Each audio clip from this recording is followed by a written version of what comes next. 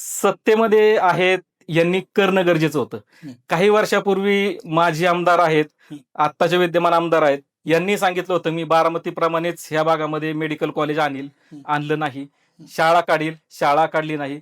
तुमचं वैद्यकीय महाविद्यालय पण नाही आणि अभियांत्रिकी महाविद्यालय पण नाही. शेवट पुण्याला जायचं तेच जावं लागतं. ज्या काही संस्था आहेत त्याच करणार. माझ्या पत्रकार भवनापासून साधारणतः 100 मीटर अंतरावरती शासनाची गायरानाची जमीन आहे. त्या गायरानाच्या जमिनीवरती मेडिकल कॉलेज उभारणं अतिशय सोपं आहे. कारण नॅशनल हायवेपासून साधारणतः 30 ते 40 एकरच आमचं गायरान आहे. ह्या गायरानावरती मेडिकल कॉलेज उभारण्यासाठी आम्ही प्रयत्न करणार आहोत. आता प्रयत्न करणार कसं करणार? तर आम्ही जे पत्रकार आहे, जो पत्रकार संघ आहे, मी एकटा नाही, तर पत्रकार संघ आहे आमचा. त्याच्यामध्ये आमचे 100 सभासद जवळपास आहेत. तालुक्यामधले असतील किंवा अजून बाहेरचे असे 80 ते 90च्या सभासद आहेत.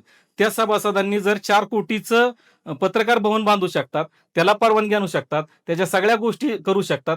त्याच धर्तीवरती पुरंदरमधलं मेडिकल कॉलेज हे करण्याचा मानस आमचा आहे आणि ते आम्ही करू शकतो.